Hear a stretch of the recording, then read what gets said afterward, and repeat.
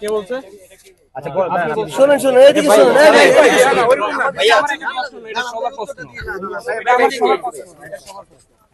সবার প্রশ্ন না, শোনেন।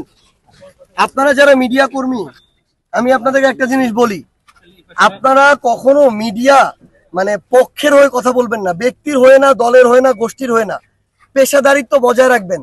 বাংলাদেশে মানে আপনি যদি ফেরেস্তাও হন, তারপরেও কিছু লোক আছে যারা আপনাকে শয়তানের তকমা দিবে, কারণ এখানে তার ব্যক্তি স্বার্থ আছে, ব্যক্তি উদ্দেশ্য আছে। আলাপটা হইতেছে এটা আজকে থেকে 1 বছর আগের আলাপ, 10 মাস আগের আলাপ। আমরা টিএসসি তে আমাদের ব্যক্তিগত উদ্যোগে যত টাকা ত্রাণের উঠানো হয়েছিল, তার মধ্যে আমরা এটা একদম অডিট করে, ইন্টারন্যাশনাল একটা ফার্মের মাধ্যমে অডিট করে এটা রিপোর্ট জমা দেওয়া হয়েছে। যে কয়েকটা ছিল পাই টু পাই টাকা ত্রাণ মন্ত্রণালয়ের যে ফান্ড, সেখানে আমরা জমা দিছি। ঠিক এই কারণেই, কারণ আমার এই লজিস্টিক্স নাই, আমার এই ম্যান পাওয়ার নাই। আমি আজকে থেকে 1 বছর আগের কথা বলতেছি, অগাস্ট সেপ্টেম্বরের কথা। লজিস্টিক্স নাই, ম্যান পাওয়ার নাই। আমি যে এখানে কাজ করব, আমার একটা জেলায় স্ট্রাকচার নাই, আমার এর আগে এই কাজ করার অভিজ্ঞতা নাই। তাহলে আমি যদি এই টাকাগুলা, আমার তো অ্যাবিউজ হয়ে যাইতে পারে। সো আমি কি করব যেন প্রপার ইউজ হয়। এই প্রপার ইউজটা হওয়ার জন্য আমরা ওইখানে দিছি, কারণ তাদের জনবল আছে, সরকারের ওই জায়গায় দিছি। আমরা যদি অন্তর্বর্তীকালীন সরকারের একটা মন্ত্রণালয়ের উপর আস্থা না রাখবো, তাহলে কার উপরে রাখবো? এটা তো আওয়ামী লীগের মন্ত্রণালয় না, এটা ডক্টর ইউনূসের অভ্যুত্থান পরবর্তী সরকারের মন্ত্রণালয়।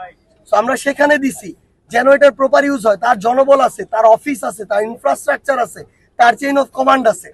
প্রত্যেকটা টাকা পাই টু পাই অডিট করে বুঝাই দেওয়া হয়েছে। এখন প্রশ্নটা এটা কাকে করবে? এই প্রশ্ন করবেন ত্রাণ ও দুর্যোগ মন্ত্রণালয়ের যে উপদেষ্টা, তাকে, যে আপনাদেরকে যে অভ্যুত্থান পরবর্তী যে ছাত্ররা যারা নেতৃত্ব দিয়ে আন্দোলন করছে, তারা যে আপনাকে অভ্যুত্থানের 9 কোটি টাকা বা সামথিং টাকা বুঝাই দিছে পাই টু পাই, এটা আপনি ফেনীর জন্য কয় টাকা খরচ করছেন, কয় টাকা করেন না, এটার হিসাব দেন। যদি কম করে থাকে, তার বেশি, আপনারা সামনে আরো পরিস্থিতি খারাপ হতে পারে। এটার জন্য লজিস্টিক সাপোর্ট যা যা তৈরি করা দরকার, এটা আপনারা আপনাদের জায়গা থেকে বুঝে নিবেন।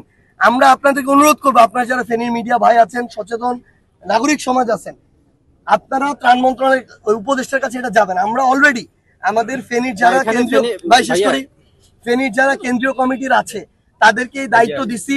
তারা আগামী 1 সপ্তাহের মধ্যে ত্রাণ ও দুর্যোগ মন্ত্রণালয়ের যিনি উপদেষ্টা, তার সাথে কথা বলে এই খবর নিবেন যে এই টাকা খরচ করা হয়েছে কিনা, যদি না হয় কেন হয় নাই, যদি এর বেশি হয় তাহলে সেই খরচের ডিটেলসটা যেন ফেনীর মানুষের কাছে উপস্থাপন করা হয়। কোন প্রশ্ন কাকে কখন কোথায় করতে হবে, এটা আপনাদের বুঝতে হবে। একটা জিনিস ভাই, আপনারা